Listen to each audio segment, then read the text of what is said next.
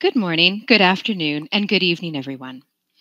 My name is Julie Schuldeis, and I'm the Vice President for Strategy, Regions, and Policy at the International Development Research Centre.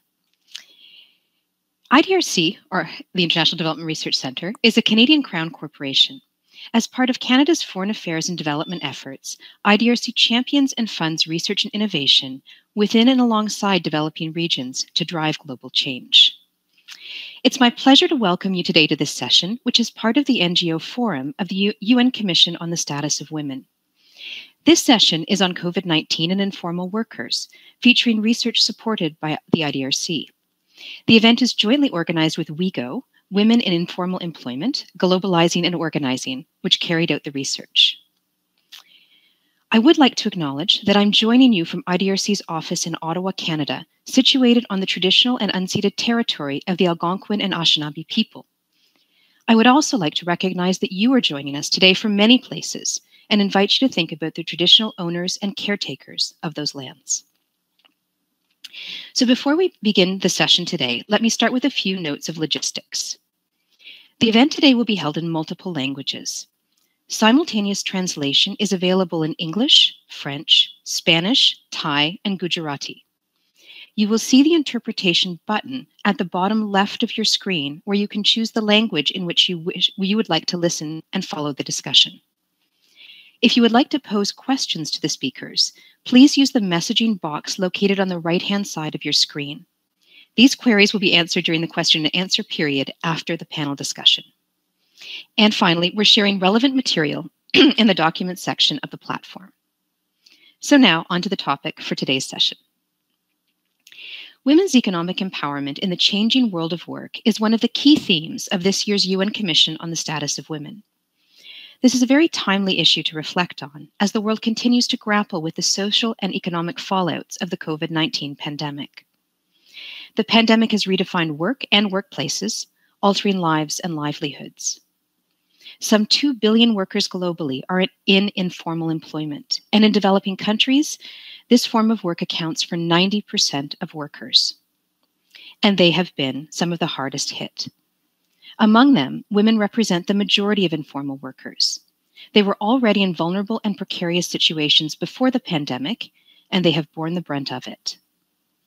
The rise in care responsibilities due to COVID measures has exacerbated pre-existing gender disparities. Many have seen their incomes plummet, and recovery has been slow. As we now mark the second anniversary of the pandemic, years of hard-earned gains on gender equality are under threat. This panel thus touches on an important issue that urgently needs to be tackled to achieve an inclusive recovery. IDRC is supporting timely, contextualized, and robust evidence to support inclusive recovery efforts in low and middle-income countries where the need is greatest. We launched a flagship initiative called COVID-19 Responses for Equity shortly after the onset of COVID-19. This 3-year rapid response initiative is generating contextually grounded data and is informing gender equitable responses to the pandemic. Today's discussion will focus on what we are learning from a study conducted by WeGo as part of this initiative, with data collected from 12 cities across the world. The study sheds light on the different experiences of home-based workers, domestic workers, street vendors, market traders, and waste pickers. We will hear what recovery looks like for different categories of women informal workers, what national and municipal governments are doing right and wrong to support a gender-inclusive recovery, and promising innovations to build resilience and boost livelihoods for women informal workers. So I'm very privileged to have the following people with us to discuss this today. We have Marcela Valdivia, Study Officer for COVID-19 Crisis and the Informal Economy, WeGo from the United States. Geeta Koshti, Street Vendor Leader, Self-Employed Women's Association in India. Carmen Roca, Lima Focal City Coordinator for WeGo Peru. And Wana Fumisuk, Home-Based Worker Leader in Thailand. We also have with us John V. Dave, the International Coordinator of HomeNet International, who will serve as a discussant after the panel has their chance to speak on our points. It's important to note that our speakers today are from 3 countries where COVID-19 has taken an extraordinarily severe toll on informal workers. India and Peru both instituted strict lockdowns at the beginning of the crisis, which prevented most informal workers from leaving their homes despite their dependence on daily earnings. Restrictions and the economic impacts of the crisis hit informal workers extremely hard in Thailand as well. To varying degrees, each of these countries experienced deadly waves of the pandemic, especially in 2021. But before we move on to the panel, we'll start with an overview of WIGO's 12-city study. So I'm going to start with Marcella. Marcella, you're the officer at WIGO who's responsible for this study and the impacts of COVID-19 on women informal workers. Can you give us an overview of the key findings and set the stage for the panel discussion that we will have? Thank you, Julie. Yes, I will share my screen now.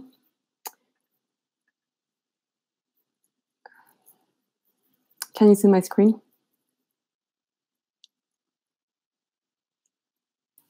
Yes. Yes, we can see you. Thank you. So, as Julie mentioned, the COVID-19 and the informal economy study was generously supported by IDRC, but it was also made possible thanks to the participation of several local organizations of informal workers. So I just wanted to say thank you before I start. Let me begin with some numbers, just to contextualize what I'm going to be talking about.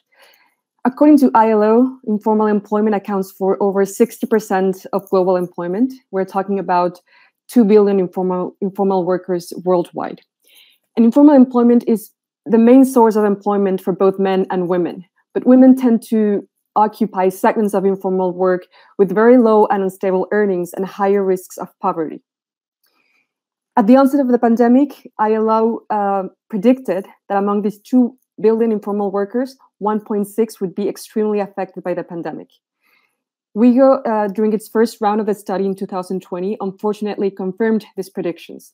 The workers that we surveyed across 12 cities all reported that they had suffered severe drops in their ability to work, earnings, and they reported high levels of food insecurity. The little support they received from governments proved to be insufficient and uneven, and so workers had to rely on coping strategies that completely depleted their assets. ILO has now labeled 2021 as a year of stalled recovery. So again, we went back to the field in 2021 and we surveyed the same workers because we wanted to understand how the pandemic continued to affect them. Today, I will be focusing on the 2021 results and the impact on women in particular. And if there is one message that I would like you to take away today is that we are far from talking of a recovery among informal workers. And for women in particular, the combination of government restrictions, working conditions, and unpaid care work really made them particularly vulnerable to the pandemic. So let me talk very briefly about our study. This is a longitudinal study that was conducted in 2020 and 2021 across the 12 cities that you can see in this map, covering 5 regions. We conducted this study in partnership with local organizations of workers who surveyed more than 2,000 workers in 2020 and 2021.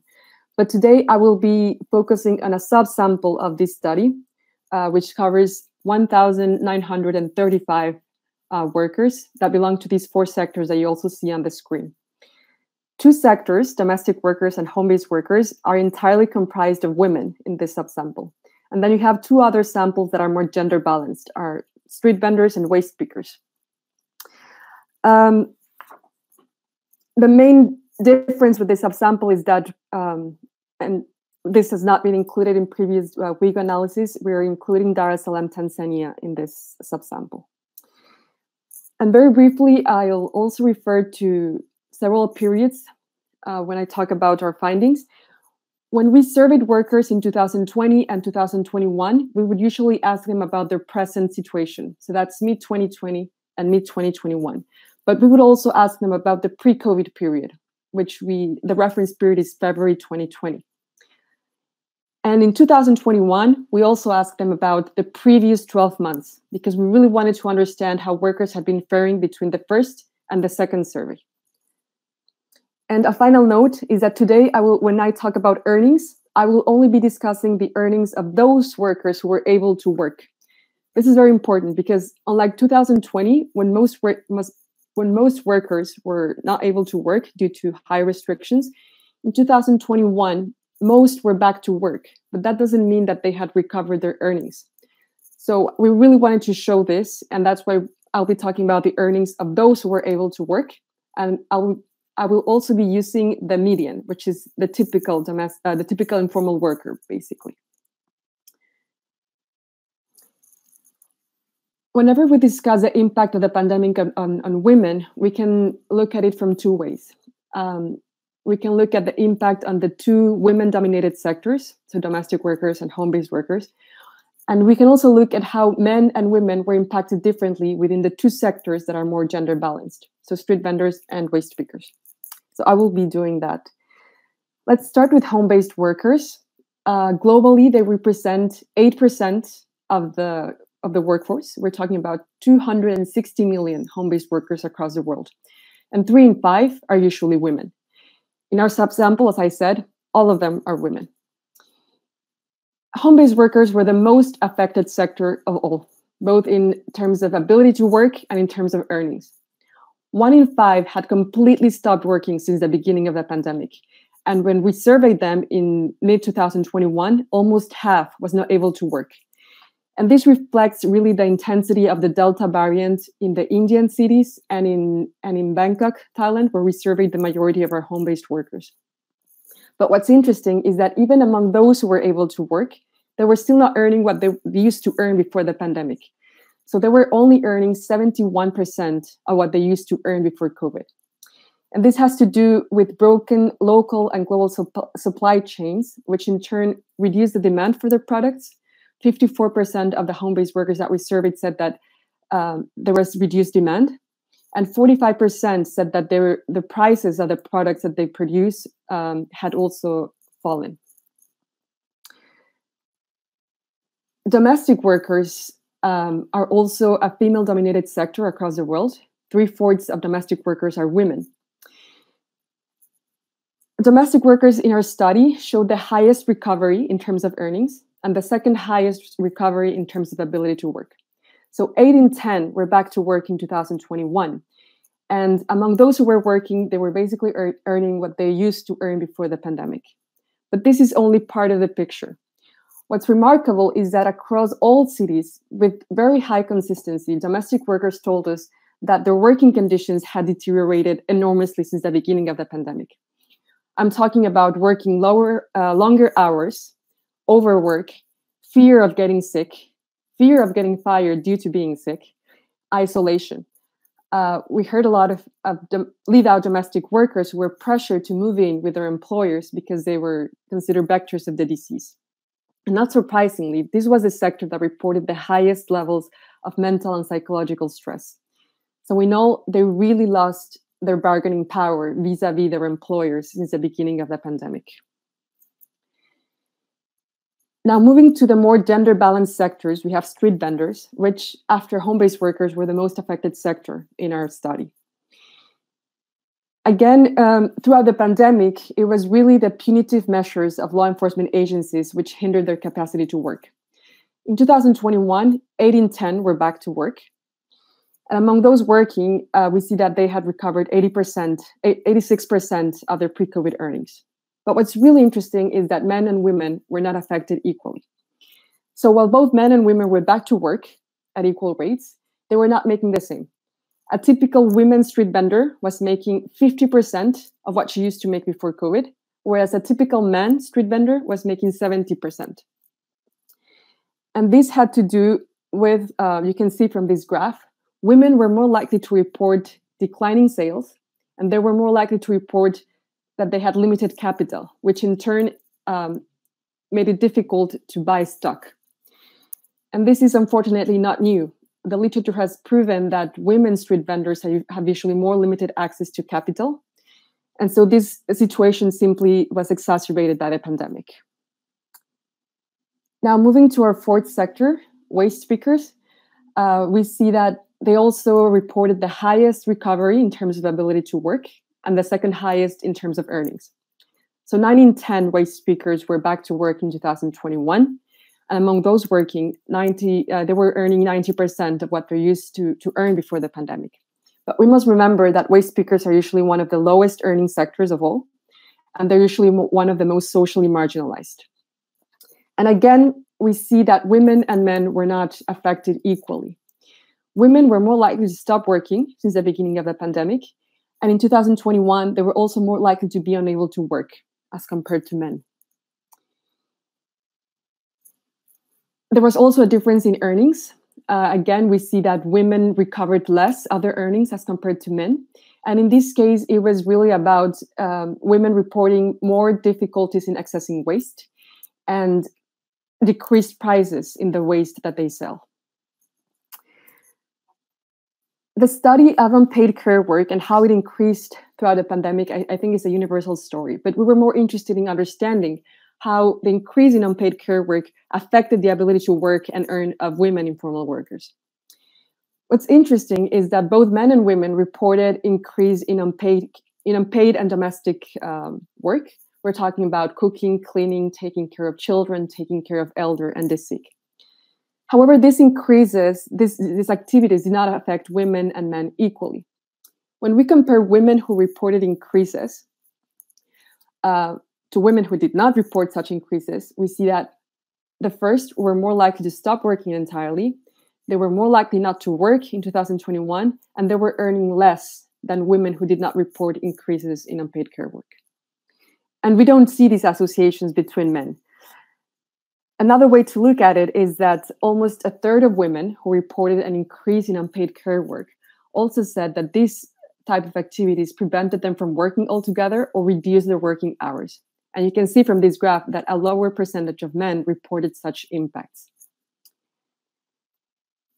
So when we asked women informal workers what they needed to recover, there weren't really any gender differences. So these demands really reflect the demands of a sector in general. Domestic workers talked about the need of accessing long-term social protection and getting support in finding employment opportunities. Home-based workers prioritized stable work, and this was particularly among self-contracted workers, and they also requested to be recognized by the government. Street vendors required capital, basically loans and grants to restart their business, and everything that affected their capacity to work, so harassment, confiscations from local enforcement agencies.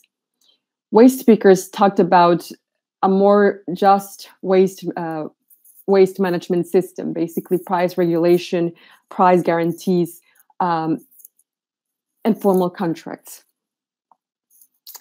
And I would just like to end by saying that our call to governments is that we need to reframe the typical approach to economic recovery, which so far has really prioritized large actors at the top, with the hopes that their recovery will trickle down to the base. But what we're really calling for is an investment in the base of the employment structure, which is the majority of workers around the world who are informal workers. And women in particular who were really vulnerable before the pandemic. And as we have seen, they suffered tremendously throughout the COVID-19 pandemic. So women should be taken as a primary vehicle for and the metric of a successful COVID-19 economic recovery. I will leave it at that.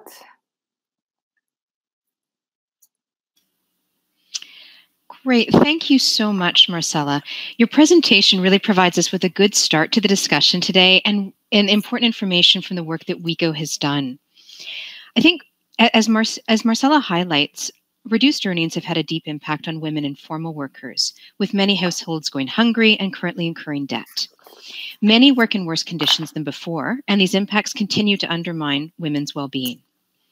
So what I'd like to now do is turn to our esteemed panelists to hear how this is played out in 3 of the cities where the WeGo study was conducted and that Marcela has just spoken about, in Lima, Peru, Bangkok, Thailand, and Ahmedabad, India. So I'm going to start with Geeta. Geeta Kushti, you're with the Self-Employed Women's Association, and you work with street vendors, organizations responding to support their members.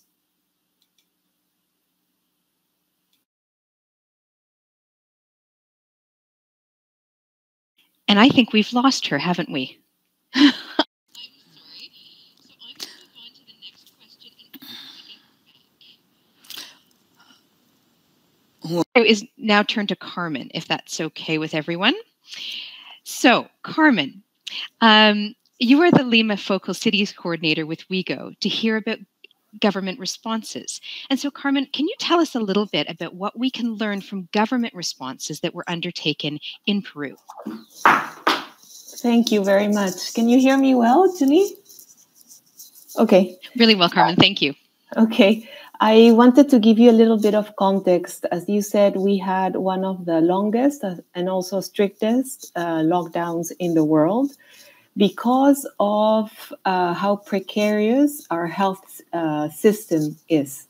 So if you were the president of Peru and your minister of health tells you that we're going to have queues of people lining up in front of hospitals and we will see those people dying on the streets, then the only thing you can do is ask everybody to stay home and not care so much about the economic impact that that will have on people.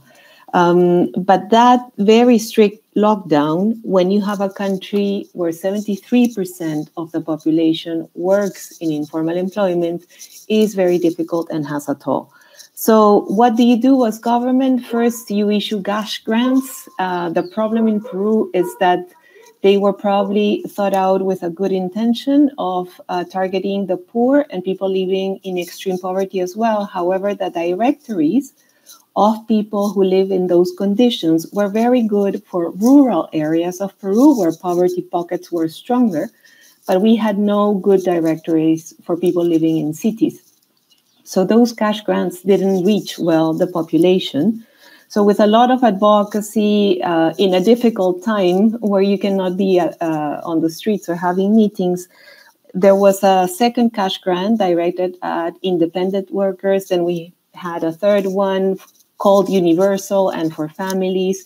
It has never been universal, but at least we got a little bit of an increment, thinking of people who were not on payroll, so who were informally employed.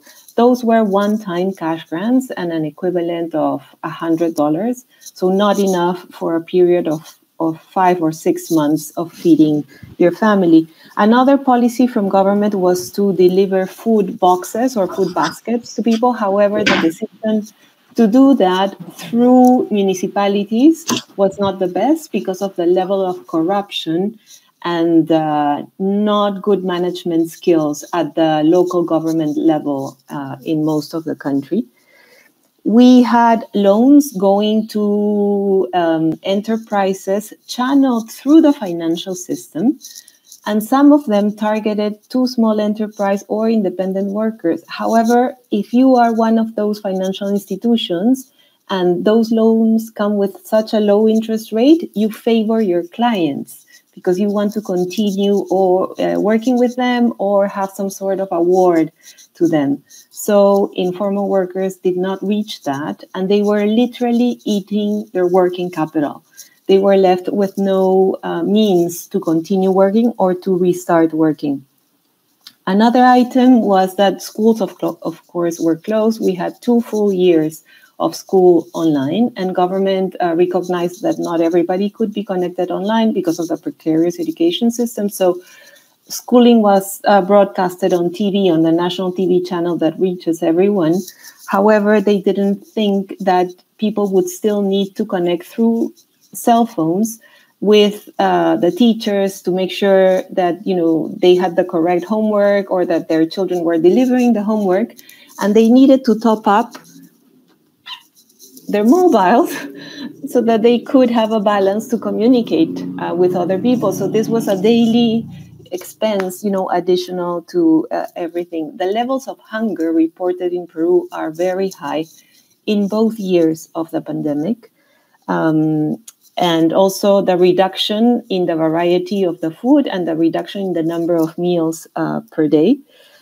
But that was not all. On top of that, which is very hard for people to go through, Imagine if you have in your home 2 people or in your family who got sick, so you have to pay for a doctor because you know you won't get a bed at the hospital. Then you have to pay for medicines. Then you decide to try for the hospital, and at the hospital they ask you to bring sheets, they ask you to bring medicines every day, and then you have to pay for the funeral. So who do you turn to when you don't have money? To an informal lender.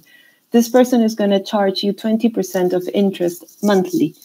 So it is, that kind of carousel that you never get out of, because you can never repay the capital that you had to take at that point of time.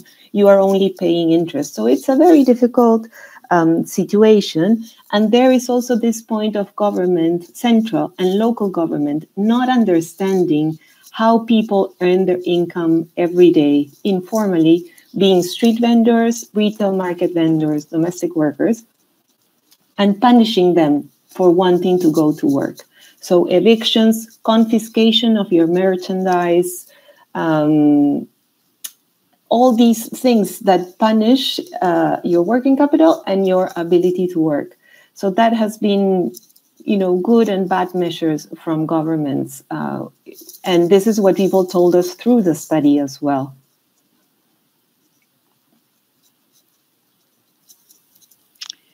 Thank you so much, Carmen. That was really helpful to get that very grounded perspective on what's happening in Peru.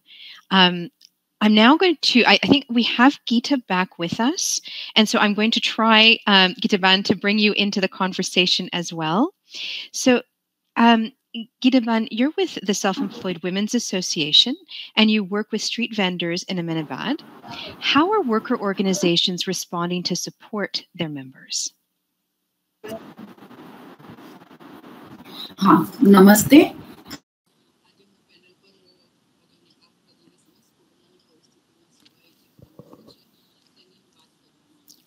So whatever Seva has worked for this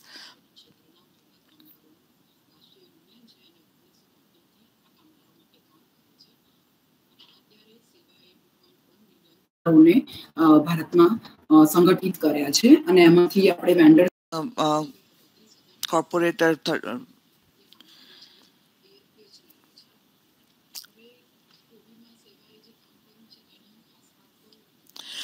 the people who has worked in COVID, I will talk about them, and so according to that, so that will be done.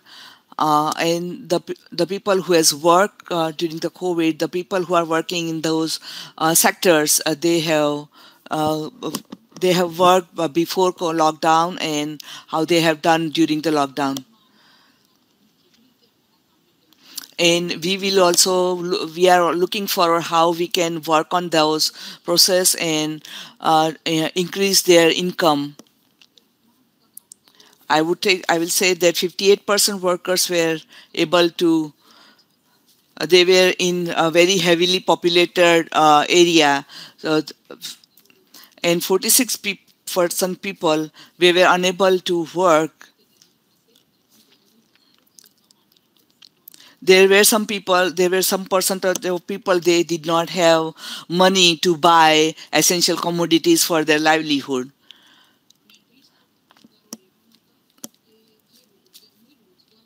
%30 workers were like that. They were not able to get any kind of employment.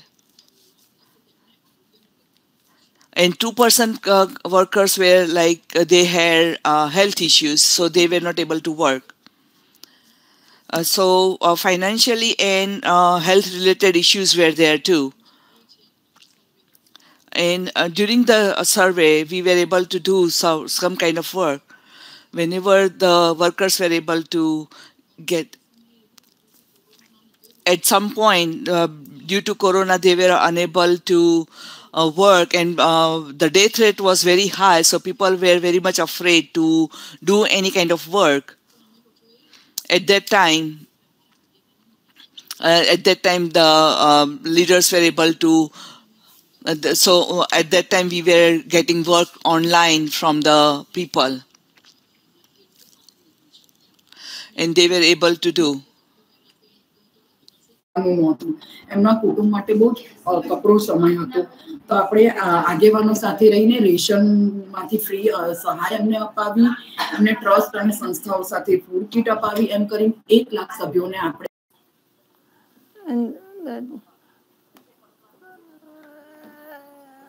And when they wanted to go home and whatever, they were always,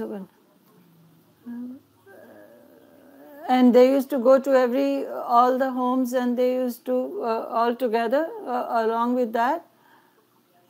And 300 workers were also contacted, and those workers were contacted, and they were. And therefore, the central and the local government were also contacted for the ration and for the food products, and that's why we needed to take care of that, and we needed to attend to that, and that's why we had to, and that's why we had to take care of that. And that's why we had to reach all that to there, and for their welfare, we had to take care of all that. And then we also conveyed all the messages through the audio videos and also the posters and everything. And we always, wherever we could visit, we always approached them. And then we used to try and help them out and assist them. And the people who needed some mental assistance, and then we always used to try to guide them by connecting to the right source. And then whenever they experienced whatever difficulties they were having,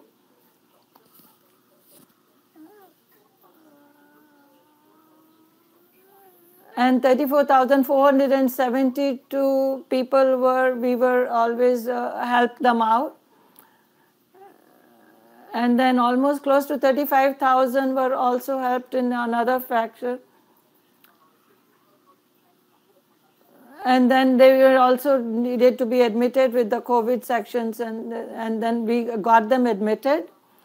And with Mumbai One and other sectors, other organizations, and also with the doctors who were working 24 hours a day, and with the health center.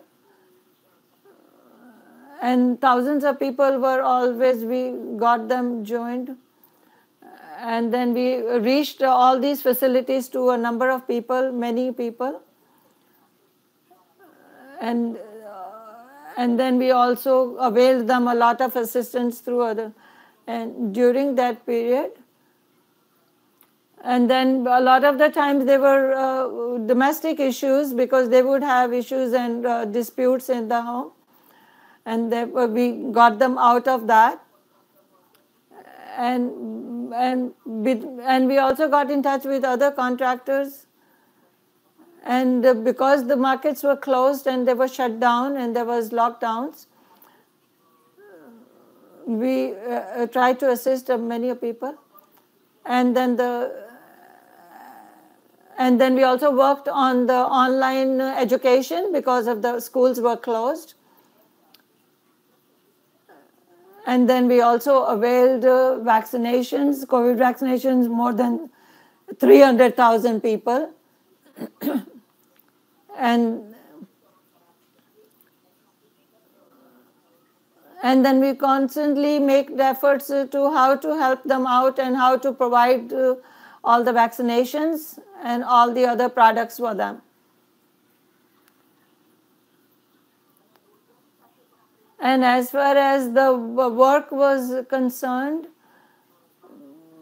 we always helped people. We gave them jobs for stitching masks and getting them, and that way availed them some kind of income. And then we also tried to give them as much as employment as possible in any means we could. And we got them in touch with other venues, and 100,000 masks were distributed.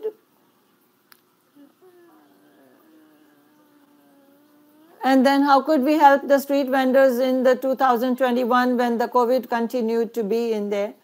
And during the lockdown and the red zone,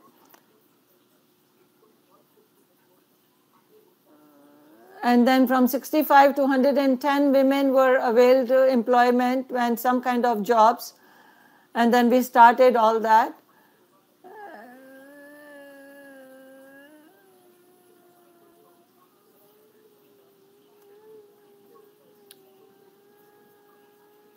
So some of the women who were working on the front, when we asked them that, are you not afraid of getting infected? And they said that if we worry about that, then we will not have any income. And there was a lot of the women, they would wake up at 7 o'clock in the morning and they would go get the stock.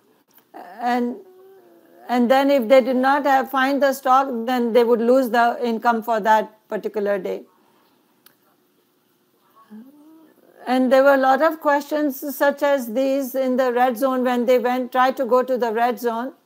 And if there were any reporters were there, they would report all these incidences. And this is how from 3 a.m. to 4 p.m. we would go all that, they would go to the market and they would try to get the stock. And that's how then they were also reported. So all these questions were there. And then sometimes they would, from 6 a.m. to 11 p.m., they would be working.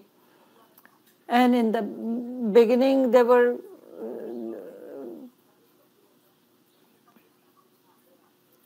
so when then we were in need of the chauffeurs and drivers, and those women, we also used them as drivers for our purpose. And then they would earn like close to about 500 rupees or something like that. And this is how they try to help themselves. And then as far as I speak about myself, during the lockdown, nobody were allowed to sell anything.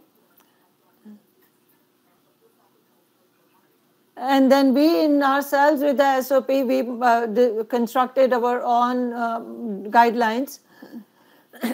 And according to the guidelines, we followed that. And that you have to wear a mask, and we let them know whatever the requirements were.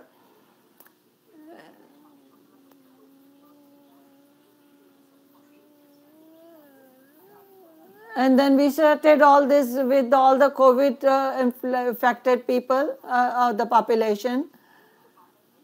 And if they did not follow these rules, and then we would not allow them to do the selling or anything like that. And by the means of audio, video, and posters, we actually tried to impress upon them the importance of all these guidelines. This is how we had them start their work. And along with that,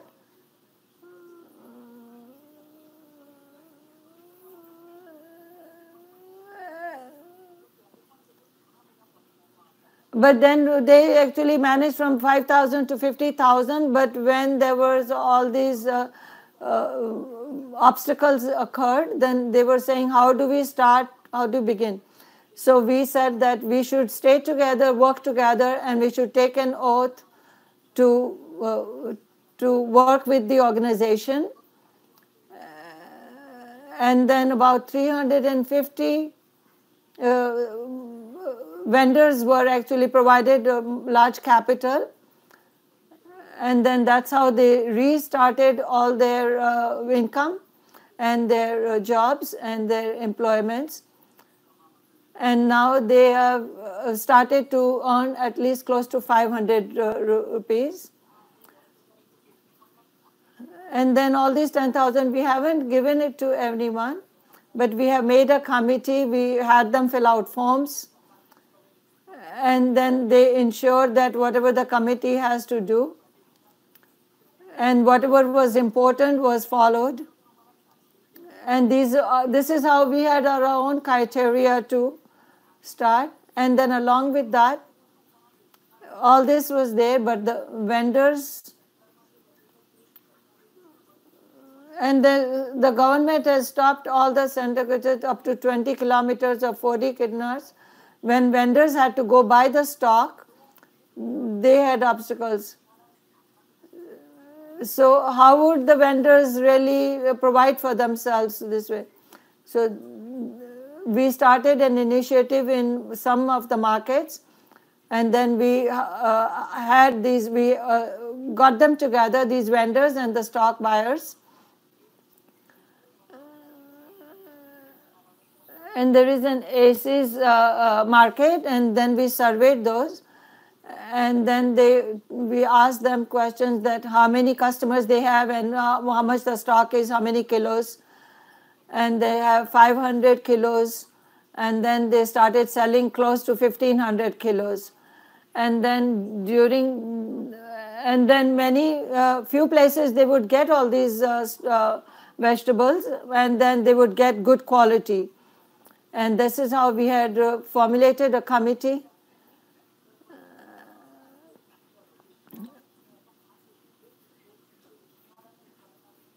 And this is how the center was there, and all the vendors were there, and we had to figure out how the vendors would get all these vegetables. Then we would tell them that always stay focused and concentrated in one area, and then everybody would go to that area and they would get good quality vegetables. And this is how we managed that center. And this is how we availed them some order. And then we also connected with some other institutions. And thank you so much.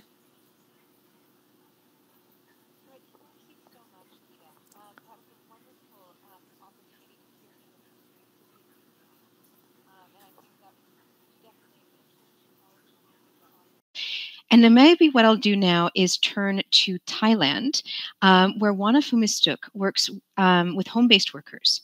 And Wana, I'm wondering if you can tell us what a meaningful and just recovery would look like in Thailand.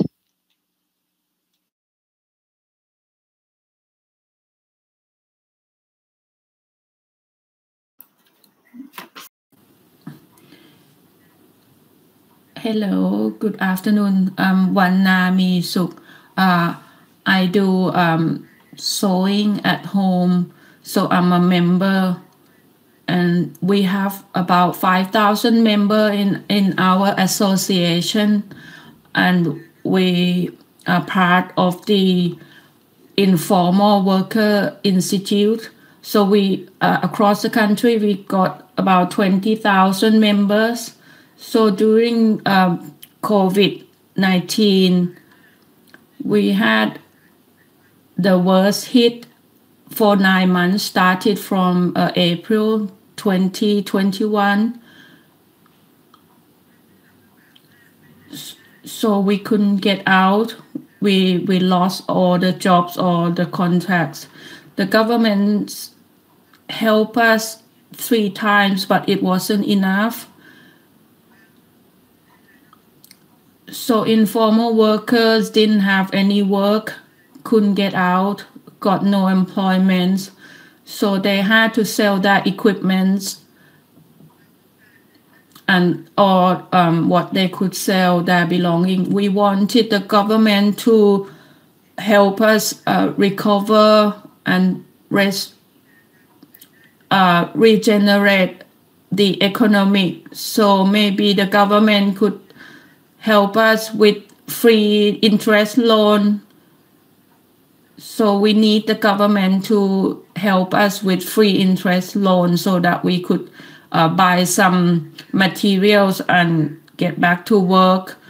We like the government to train us vocational trainings and train us how to do online market and online communication. These are the key things that we don't know how to do, and social protection, social security. So we got quite a decent health system, but we would like the government to help with the social protection or social benefits. For example, help us while we are unemployed. And maybe female informal workers who just had a baby, so we do not have any help from the government. We don't have maternity allowance or anything, so we would like the government to help us on this. So it should be inclusive, and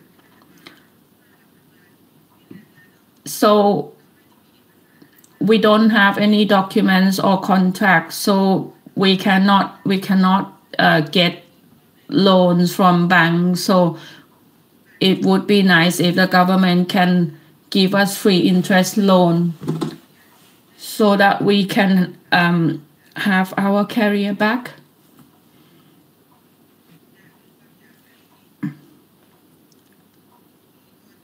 Additionally, we would like to have a representative from our association to be part of the policy maker. So the government should include representative from our association as their key stakeholder as well,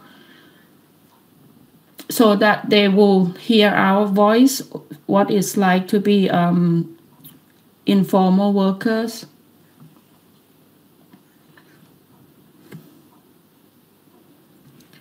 So now,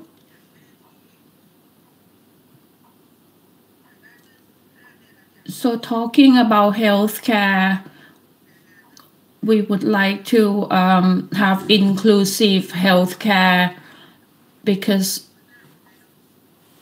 some people who are employed can have access to free healthcare, but because we are not employed, so we are not getting free healthcare like people who are employed.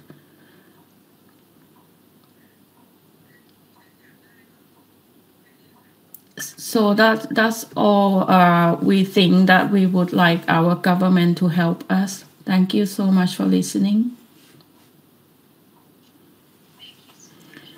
ขอบคุณคุณวรรณามาก To hear from 3 different places. So Carmen from Peru, Geeta from India, and Wana from Thailand. Thank you for sharing your experiences and perspectives with us as part of this panel.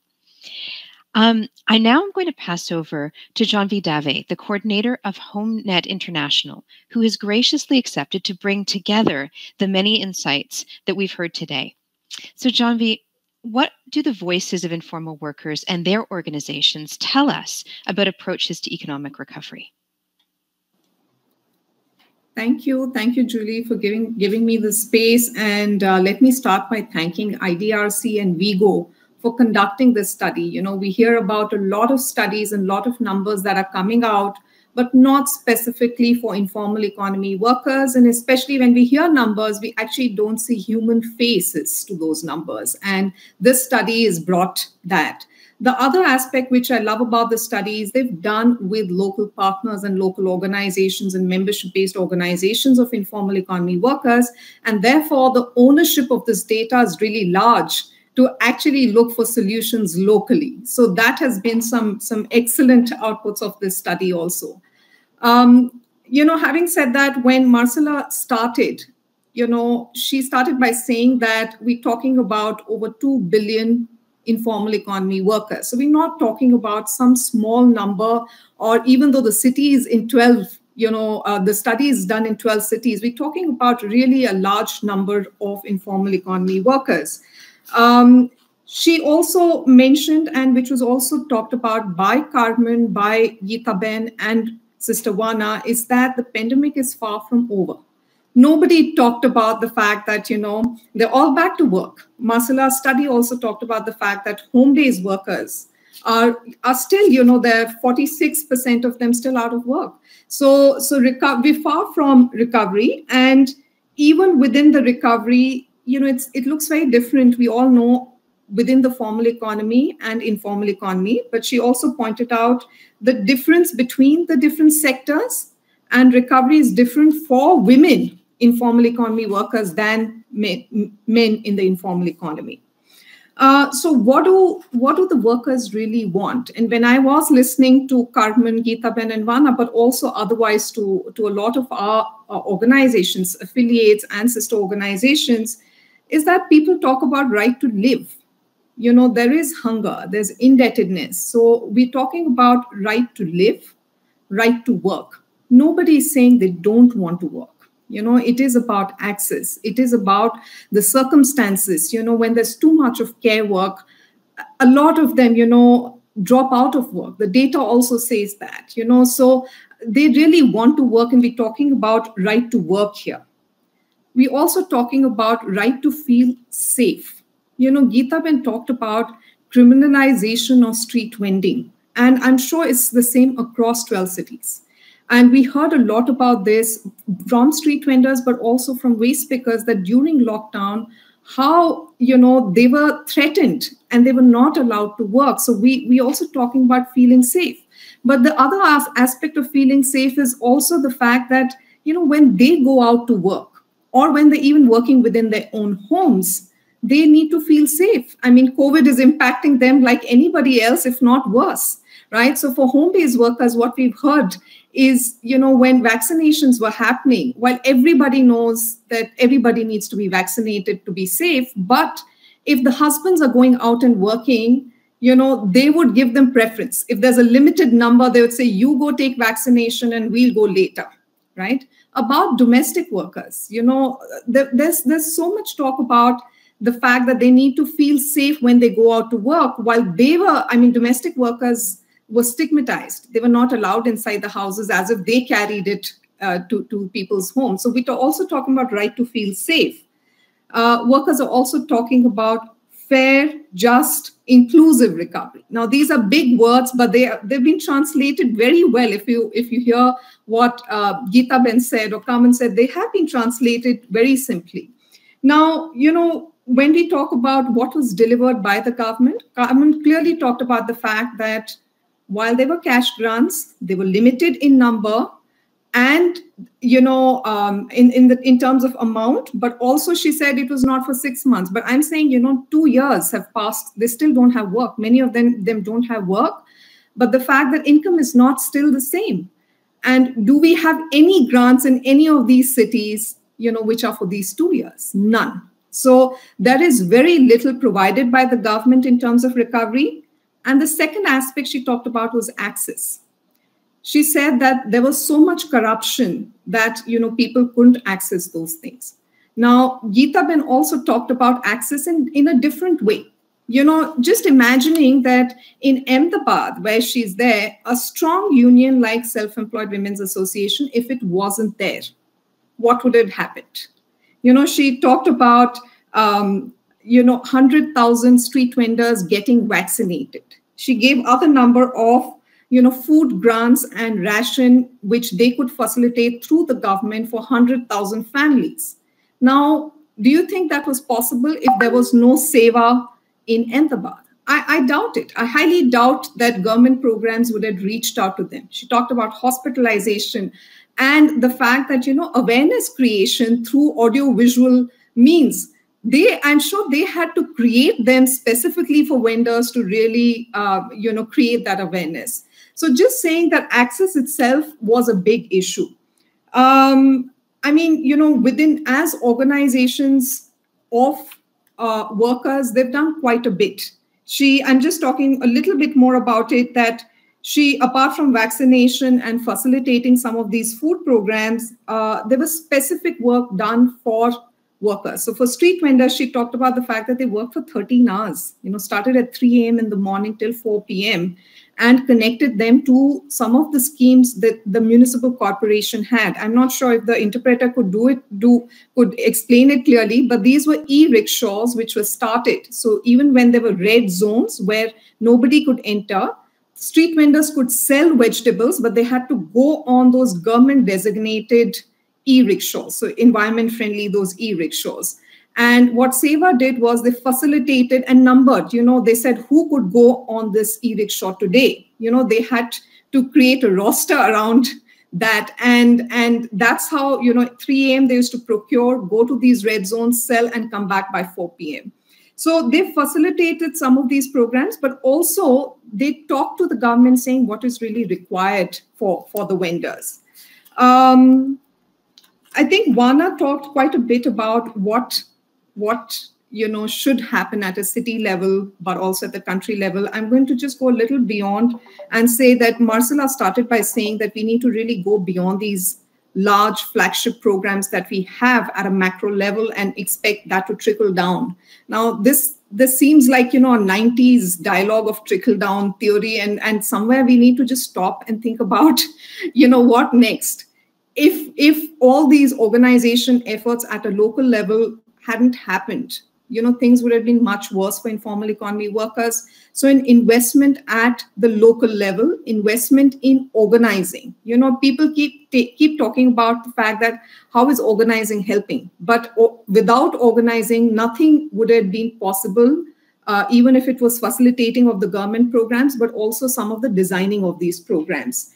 Vana touched upon the fact that voices need to be included in policy-making spaces, and we need to really look for those aspects.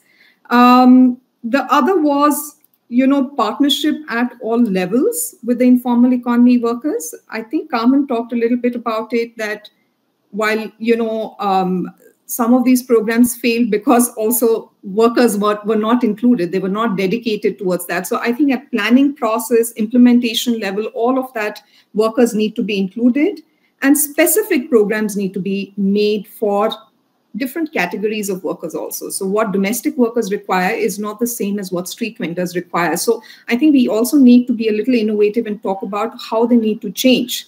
All of them touched upon the fact about social protection and social security, while they mean slightly differently, and somebody also talked about universalization of social protection. This may sound a little vague, but without protection, I think recovery is really not possible. So we need to specify for each of the worker category what we need, but a universal access of social protection is required. And just last bit that I would like to add is that, I think all of this will begin, and there are many more demands and many smaller ones that we have at a city level, national level, even at a global level. Things won't change if we don't see informal economy workers, especially women workers, as part of a solution. If we keep looking at is this problem which needs to be sorted out, sitting in a room with all these government officials, with the World Banks and IMS, I don't think that's possible. So the attitude needs to change. I know in South Asia, the women's workforce participation had been reducing before the pandemic. And if one were to do a study right now, things would be very different, and this workforce participation is really reduced. So if we're serious about recovery and women workers, we really need to get their voices heard. The second part is we also need to see them as contributing to the economy and just not at a receiving end. So that was the second part. And we need to facilitate recovery. Sometimes when governments are not able to do anything, it's okay to sit back and just facilitate the process instead of criminalization or hindering the process of recovery. So I think that also needs to be kept in mind. So I'm going to stop here. Thanks a lot, Julie. Thanks so much, Janvi. And I saw lots of people nodding as you were speaking. And so I think it really resonated the way that you brought together so many different threads of the conversation that we've had so far. So thank you very much. Now, everyone's been incredibly disciplined, which means that we can now turn to some questions from the audience. If you haven't already done so, please do take a moment to put your questions in the chat. You can see the little message box on your screens, and we'll try to get in as many of the questions as possible. So maybe what I'll do is start with one of the questions that I've received, which is to Carmen. So coming back to Peru for a minute. Carmen, can you tell us a bit about some of the key policy recommendations informal workers are making and how these have been received? For sure. Thank you for the question. The top request that comes from the workers themselves is that we have a high-level committee or commission to focus on the recovery of those who work in informal employment. Because workers have gone through probably 10 years of doing advocacy with local government, with national central government, with an array of different ministries. And they have realized that nothing will be achieved if we don't have national government around the table with local government at the same time. So that is the first thing that they're asking, to be considered by the government that we have right now, which is still a new government. And the most important one is access to credit that considers the route, the path in which these workers generate their income. So probably frozen interests for a couple of months, and then the start of repayment in a way that goes in tandem with the way that they generate their income. So not one monthly payment, but maybe daily payments or weekly payments. The other one is that the relief actually should continue, and this new government has made an effort to still have a small amount of cash grants going out to people and trying to improve the reach and also trying to improve the mechanisms through which you can cash your cash grant. So, fewer lineups, shorter queues, and more people using online mechanisms to get the money into new bank accounts. So I think those would be the main points. However, there's one additional one that is it's linked to social protection, which is the fact that informal workers are always invisible unless they're making or causing trouble somewhere. So we really need a register of the informally employed, self-employed, independent own account workers, and that system of registration is not like an imposed thing, but that has incentives for people to want to register. And one of those incentives can be the access to credit in small amounts. And the other one is the access to childcare facilities now that we go back to work and that children are finally going back to in-person school. But people still need childcare for the younger ones and for the after-school hours. And again, the social protection for health and for old age. There is a request from domestic workers specifically for unemployment insurance because they have been the hardest hit in terms of not being able to get back to work like they were before in Peru. And there is also a request from the waste pickers because they have been the ones who had the most expensive protocols to get back to work in terms of the equipment they have to have and materials they are required to have to be able to go back to work. That has been a little bit unfair. And of course, this high-level commission assumes that there will be an understanding of allowing certain places to work for street vendors, reducing the not very logical constraints that were placed on retail markets. So all those things that have to do with sector-specific items that need to be rethought and redesigned. Great, thanks so much, Carmen. It's really helpful to hear some of those different responses that have come up and ways that we can look at things going forward. Perhaps I'll turn to Juana next with the next question I've received, which is to ask if there have been any positive developments in terms of government responding to worker demands.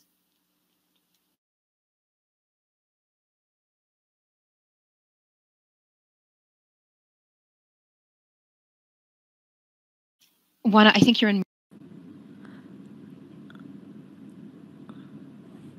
Hi again. The government has responded, but it's very minimal. So for some professions that they do help, for most of us would be those who are 40 years old and up. Some professions that they do support may not be something that's really, fitting into our ages. For example, teaching us to make baskets. Some of those are not really fitting. We maybe can get, into that, but there's no market to take out products. We want the government to really give us skills or give us work that we can really do in practice, and having the government or have a market that would be there for us when we do produce these items.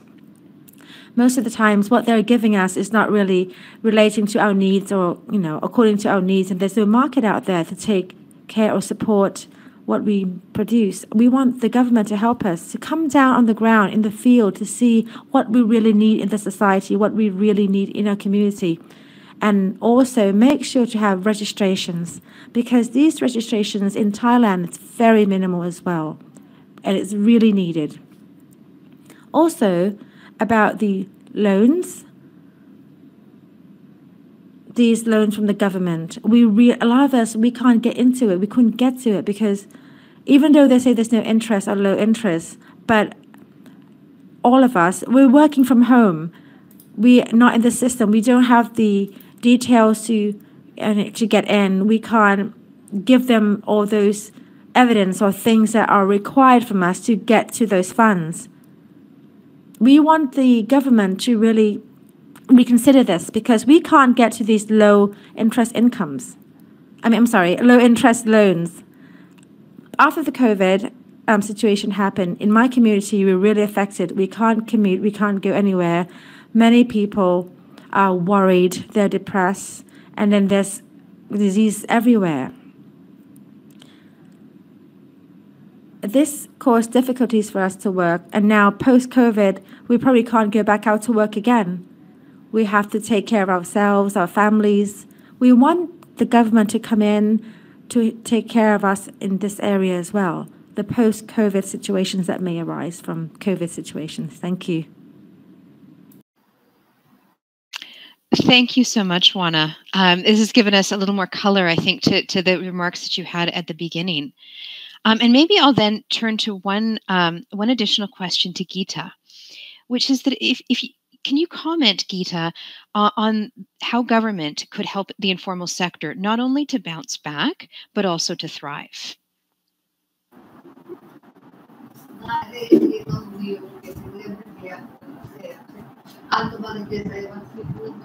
So, મને સંભળાયું નહીં.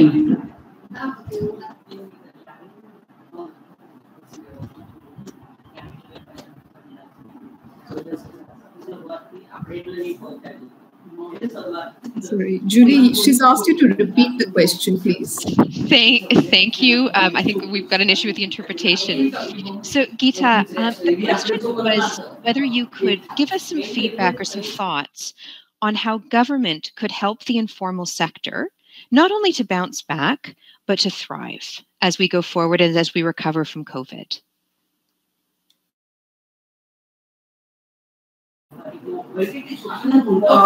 આની અંદર અમે ખાસ વેચનારાની વાત કરીએ તો વેચનારાઓ માટે અમે લોકો સતત કોર્પોરેશન સાથે મીટિંગો કરી રહ્યા છે, જ્યાં પણ અને જ્યારે કોરોના આવ્યો તો અમુક 2-3 બજારની અંદર અગાઉ કોર્પોરેશને એ લોકોને જગ્યા આપેલી હતી, પણ કોરોનાના લીધે જમાલપુર અમારું જે બજાર છે તો એમાં થડા બધા તોડી પાડ્યા કોર્પોરેશને. સોરી હા. But during COVID, it was broken, and it was broken by the corporation. And corporation reserve a lot for the vendors. So if they have to work with the corporation,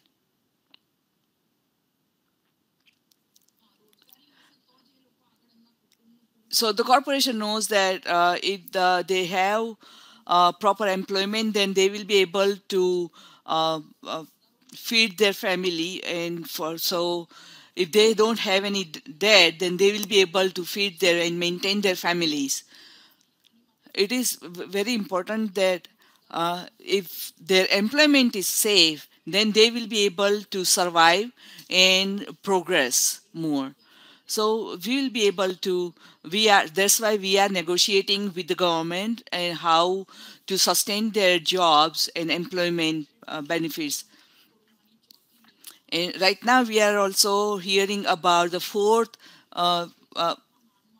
wave of the corona. So, and we are still thinking about it. We are scared of what will happen for another lockdown after the fourth one. it is very difficult for everyone. We are listening to everyone. We are listening to all workers, and we are trying to help them how to deal with the issues. Our aim is to the people in all sectors, for the street hawkers or the West speakers. They have to earn every day. If they cannot earn every single day, it will be very difficult for them to survive, because they are working for their survival, their maintenance, their food, clothes, and home.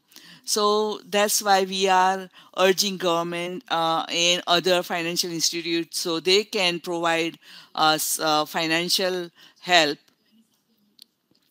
And so we are working with them. We are trying to help them and get their employment.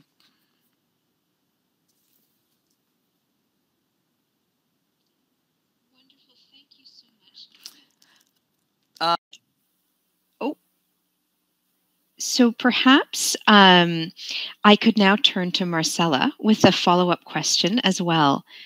We've understood, and our discussion today has really underlined the toll that COVID has taken on women informal workers. Could you tell us more about how they or their organizations have mobilized to respond to these challenges, sort of in a broader sense?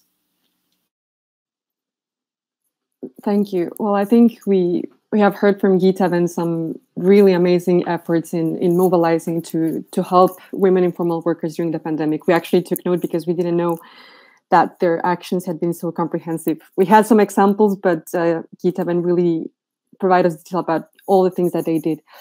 We did see some differences between 2020 and 2021. Unfortunately, 2020, I think worker organizations in general had more resources, and there were also more relief programs available that they could channel towards their workers. In 2021, we see that they're really scrambling for resources, and yet they were able to provide very comprehensive solutions or efforts to help their members. I think street vendors and waste pickers, they really focused on promoting occupational safety, providing personal protective equipment, or translating messages from these organizations like the World Health Organization to their members and how they could apply these protocols in their workplaces. Home-based workers and domestic workers, they really were important in providing mental and psychological support. We heard from domestic worker organizations, especially in Latin America, how they would organize sessions with psychologists so that they could help domestic workers understand what they were going through and how they could cope with this situation. But overall, I think there was a combination of providing immediate relief, personal protective equipment, mental and psychological support, and channeling government relief to their workers. Another example is a Waste to a Peak organization in Lima that provided a list of their members to the government so that they could also benefit from government relief. But I think they are struggling more in 2021 as the pandemic continues. Thanks so much, Marcella. And I've been asked just to bring in a comment that was made in the chat. It was made in Thai, but the English translation is that informal workers are fundamental drivers of the economy. We support the city, support the country. If governments ignore the revival of informal workers, cities will fail and countries will fail, which I think really links together a lot of the things that our panelists and that Marcella and Genevieve have just said. And so maybe I'll just take one final question, and perhaps to Genevieve or Marcella, I'll sort of leave it to you, because there was mention of sort of larger schemes and some mention of the multilateral system in your remarks.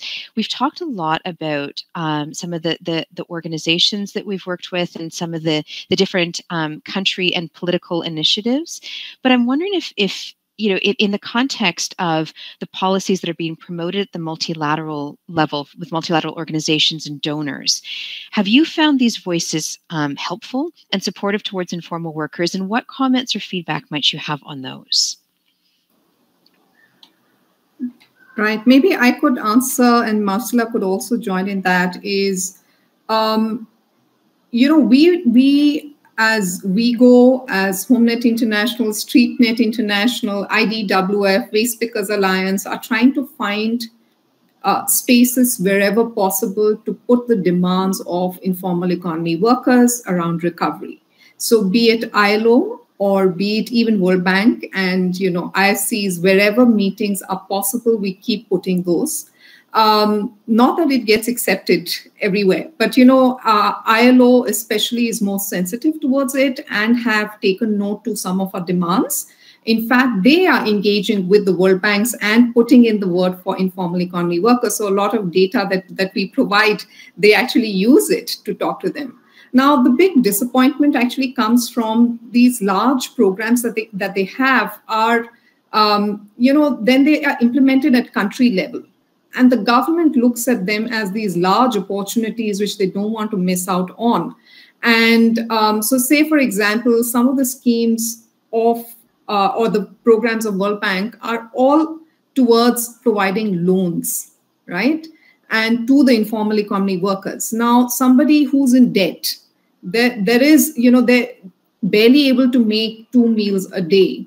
And you're talking about taking loans for recovery.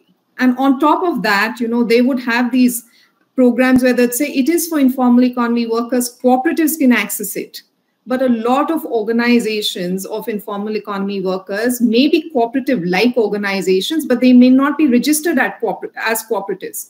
So they're not even able to access those loans. So the issue is all about what the workers need to the access in itself. And therefore, there is a design issue in some of these programs. So this was just my quick feedback on this.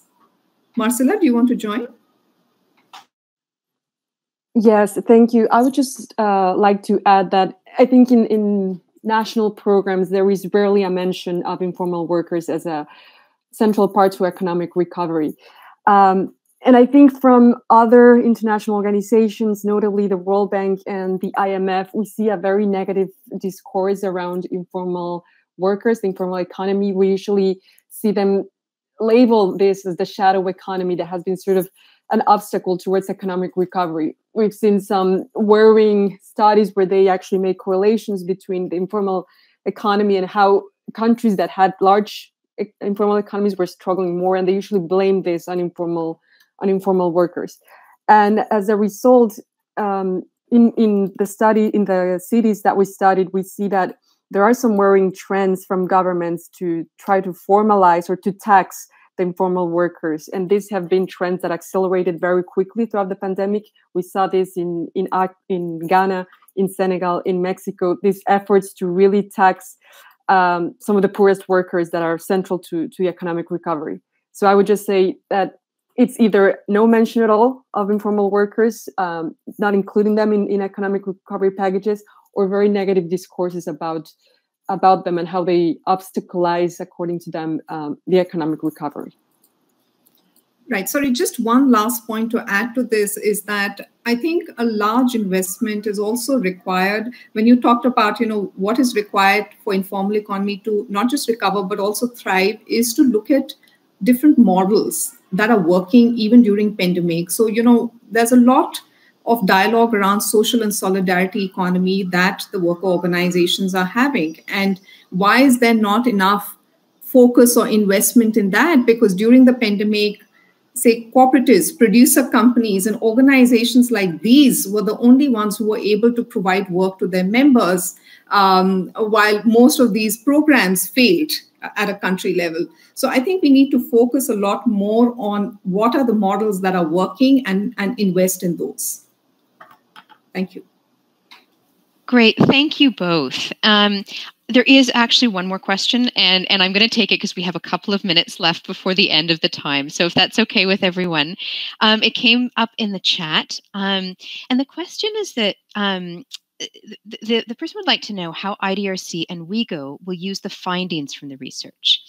And so, since I'm the only IDRC person on the line, I'll just say that from an IDRC perspective, we'll be supporting local partners to take these findings to the key decision makers, which is part of our commitment to knowledge sharing, and to have informed policies that respond to the needs of informal workers. But I think maybe what I'll do is ask Marcella to speak about sort of next steps from a WeGo perspective as well. Actually, Julie, if you don't mind, maybe Sarah, who's a study coordinator, can join in. Or I can give a little flavor about, how we do it on the ground, because we have the global launch with IDRC's support that is targeted at policymakers, at researchers, and also at workers. But everywhere where the study was conducted, we've had a press conference. And not only that, you wouldn't believe the media uptake that the study has had because of the fine detail that gives you a picture of how people have gone through the pandemic, how they have been impacted, and also the figures themselves. So we have been surprised about that. We have organized, together with the membership-based organizations of workers who were part of the study, public policy dialogues where we have a Minister of Labor, a Minister of Social Development, and we have finance, and we show the data, and we show the proposals, and we have them discuss whether these proposals, can take off or not. What are the limitations? The workers themselves use the data in their negotiations with local government, which are constant, about whether I can work here, my hours of work, what new requirements you're asking me to be able to continue working. And they show the figures, and that is very good. Worker leaders also, I think, have become more sensitive to the soft side of the data. So, for example, the mental health situation of their members. And the need for continued relief efforts. So there are many ways of, trying to get public opinion to understand how informal workers are dealing with this crisis, trying to get government to understand what would work to actually reach and do no harm, and also having the workers using the information in ways that will be helpful to their cause, to their struggles. I think there's also a valorization, we can say, valuing the information that is generated in general, valuing the research. And also, I think there is something for a specific worker in Lima to know that the study was also done in Dakar, in Accra, in Ahmedabad, in Delhi, and to see the connections. So you can say this has been an 11-city or 12-city study, but you can be sure that those cities reflect the situation in the global south. You can be sure about that. So there has to be a shift in the way that we consider employment, the contributions of people who are working in this side of the economy, and what they can bring, because they're organized and they have, moved forward on their own. That is how they survived.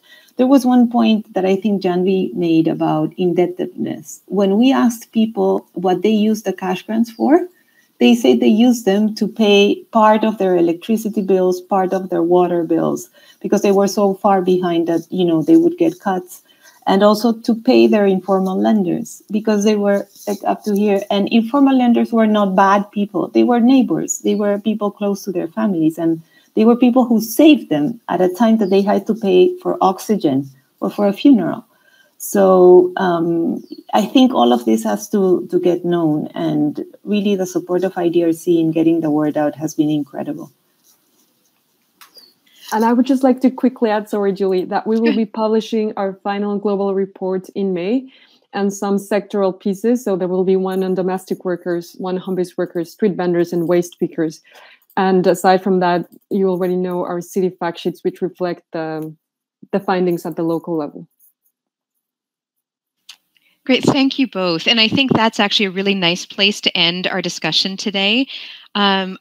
I think over the course of the last hour and a half, we've heard really compelling evidence that shows how most informal workers represented in the study haven't recovered yet from the pandemic's impact, and how women continue to trail behind men in a number of sectors. I will borrow a little bit from the comment in the chat and say that informal workers are fundamental drivers of the economy. And so many of the ideas and innovations and solutions that we've talked about today are really important. The organizations representing the workers are active, and that's one of the great things that we've heard today, but also that they're an essential resource in the development and implementation of the recovery policies, as Carmen has just outlined. So listening to the evidence, the voices and the demands of women in informal employment is essential to women's economic empowerment and a necessity as our economies recover from COVID, and essential to a long-term, sustainable, and inclusive recovery. I'd like to take an opportunity just to thank our panelists from today. It was so wonderful to hear from different parts of the world, to hear your experiences, to learn about your expertise. So a big thank you to all of you for sharing with us, for taking the time. Thank you to the participants in this conversation for such a rich and lively exchange that we've had today. Thank you to the event organizers, to IDRC, to WeGo, to all of those of you that have participated in this process and will continue, because as Marcella just mentioned, upcoming publications and further discussions that we can have on such an important topic. And then finally, thank you to our interpreters who've kept us moving all the way through the conversation. I know it's been many different languages, but that allows us to have, I think, very different perspectives come forward. So thank you to the audience for joining us, and wish you all the best for the rest of your day. Thank you. Bye-bye.